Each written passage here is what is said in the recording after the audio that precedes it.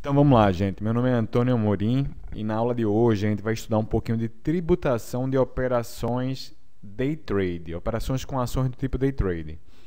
Quem não viu a aula passada, que foi operações com ações normais, sugiro que volte lá e dê uma olhada nesse material. Como é que é uma operação de day trade? É quando o investidor compra e vende as ações dentro de um mesmo dia.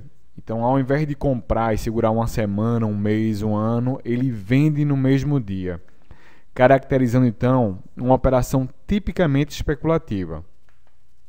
O governo tende a incentivar ou inibir esse tipo de operação, especulação. Então, você acertou. A ideia é inibir, desincentivar. Então, como é que o governo faz isso?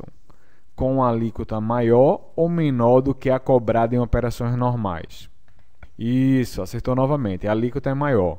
O imposto de renda das operações do tipo day trade, a alíquota é de 20% do lucro, enquanto nas operações normais a alíquota é de apenas 15%. Então, day trade 20%, operação normal 15%. Qual é o fato gerador?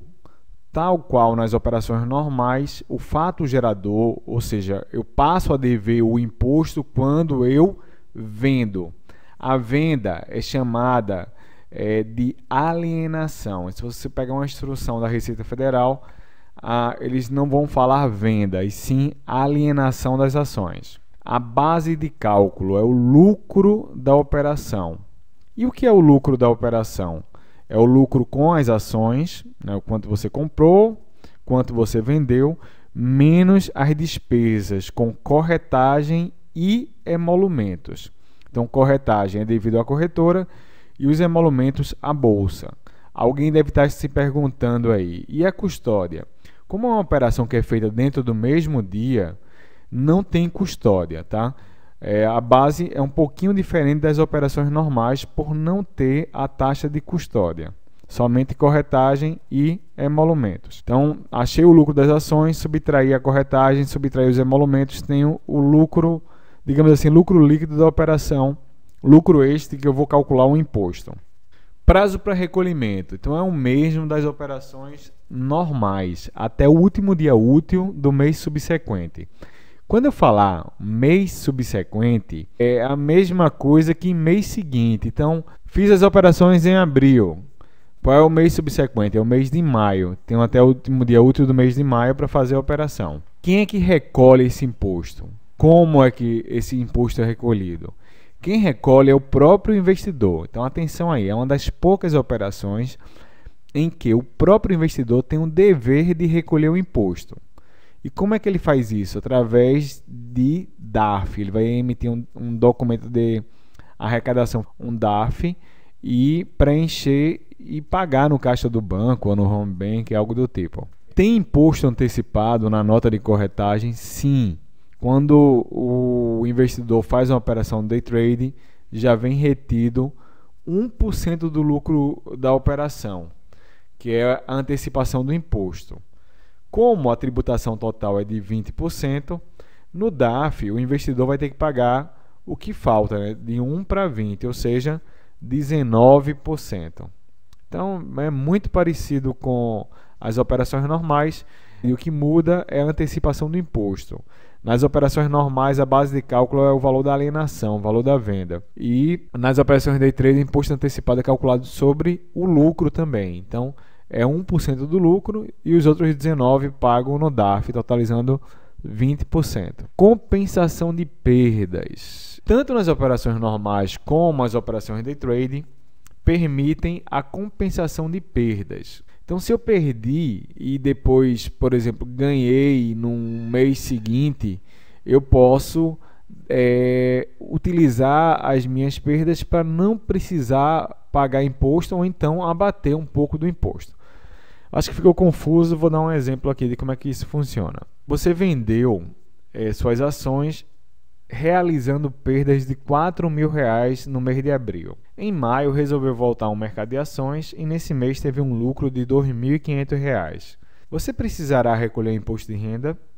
Perdeu 4.000, depois ganhou 2.500. como eu falei, as perdas podem ser usadas para compensar ganhos futuros.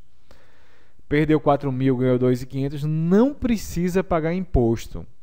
E você ainda vai ter um crédito para compensações futuras de R$ 1.500.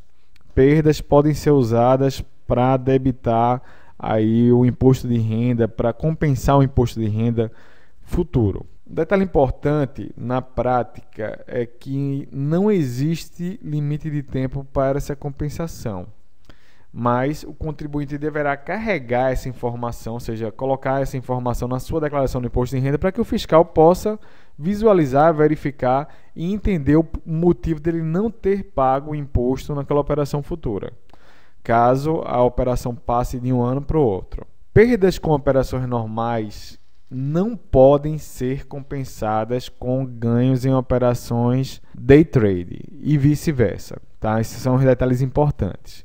Então, se eu perdi com operação normal, eu vou compensar com operação normal. Se eu perdi com day trade, eu vou compensar com operação day trade. Nunca compensarei day trade com uma operação normal ou operação normal com day trade. Por esse motivo, na aba Renda Variável do Imposto de Renda da Pessoa Física, existe um espaço para informações de operações normais e um outro espaço para operações do tipo day trade. Terceiro detalhe aqui importante. Nas operações day trade não existe o limite de isenção de R$20.000 para a pessoa física. Esse limite que tem lá nas operações normais. Isso quer dizer o seguinte, todas as operações day trade, seja o valor de venda de 100, 1.000, 2.000, 30.000, 40.000 reais que gerarem lucros serão tributadas. Independe do valor. Qualquer operação day trade é tributada. Nas operações normais, com valor dentro do mês calendário de até R$20.000, existe uma isenção apenas para a pessoa física. Então, para não confundir, a operação normal tem isenção desse limite aí de R$20.000 mês por pessoa física, e nas operações day trade não existe. Qualquer operação day trade lucrativa vai ser tributada. Até a próxima aula.